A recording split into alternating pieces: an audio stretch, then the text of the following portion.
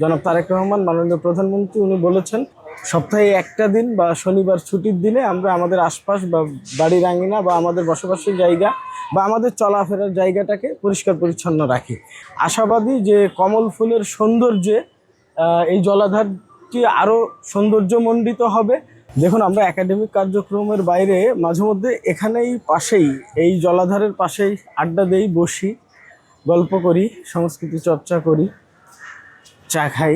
তখন হঠাৎ করে মনে হচ্ছিল যে এই যে জলাধারটা অনেক সুন্দর এবং নান্দনিক, কিন্তু এখানে আমরা দেখা যায় অজ্ঞতাবশত অথবা দেখেও না দেখার ভান করে অনেক সময় অনেক প্লাস্টিক বর্জ্য বা অনেক কিছু ফেলে এটা নোংরা করছি, যার কারণে একটা সৌন্দর্য নষ্ট হচ্ছে, কিংবা আমাদের এই আঙিনাটাই অনেক সময় অনেক সৌন্দর্য নষ্ট হয়ে যাচ্ছে। যার কারণে আমরা চিন্তা করলাম যে আমাদের নেতা জনাব তারেক রহমান মাননীয় প্রধানমন্ত্রী উনি বলেছেন সপ্তাহে একটা দিন, অন্ততপক্ষে সপ্তাহে একটা দিন বা শনিবার ছুটির দিনে আমরা আমাদের আশপাশ বা বাড়ির আঙিনা বা আমাদের বসবাসের জায়গা বা আমাদের চলাফেরার জায়গাটাকে পরিষ্কার পরিচ্ছন্ন রাখি।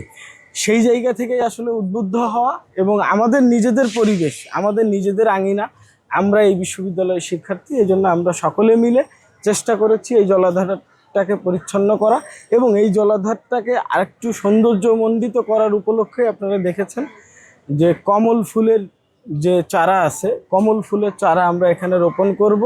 আশাবাদী যে কমল ফুলের সৌন্দর্যে এই জলাধারটি আরও সৌন্দর্যমণ্ডিত হবে। যেমনটি আমি বলতে পারি যে বিশ্বের অনেক দেশই কিন্তু এই ধরনের অর্নামেন্টাল প্লান্ট রপ্তানি করে অনেক বৈদেশিক মুদ্রা অর্জন করে। যেমন চীনের ইউয়ান প্রদেশই বছরে প্রায় $516 মিলিয়ন উপার্জন করে এই অর্নামেন্টাল প্লান্টস রপ্তানি করে। তো বাংলাদেশেও আমরা দেখছি পরিষ্কার পরিচ্ছন্ন করছি বিভিন্ন লেক বা জলাধারগুলো, কিন্তু পরক্ষণেই দেখা যাচ্ছে আমাদের অজ্ঞতা কিংবা অসচেতনতার কারণে সেই জলাধারগুলো আমরা আবারও অপরিচ্ছন্ন করে ফেলছি, আবারও অপরিষ্কার করে ফেলছি। তো সেখান থেকে যদি এখানে আমরা একটু কমল ফুলের চারা রোপণ করছি, এখানে যখন ফুল ফুটবে ইনশাল্লাহ, সেই ফুলের সৌন্দর্যে আমাদের মন এবং চোখ দুইটাই জোড়াবে এবং আমাদের যে একাডেমিক এবং আমাদের যে বিশ্ববিদ্যালয়ের পরিবেশের সৌন্দর্য, প্রকৃতি পরিবেশের ভারসাম্য রক্ষায় সেটা ভূমিকা রাখবে। তো এই উদ্যোগ থেকেই আমাদের এই আয়োজন এবং একই সাথে আমরা বৃক্ষরোপণ করেছি। আপনারা দেখেছেন যেখানে ফলজ বৃক্ষ ছিল, কাঁঠাল ছিল, লেবু ছিল, আম গাছ ছিল, আবার ঔষধি বৃক্ষ, নিম গাছ ছিল।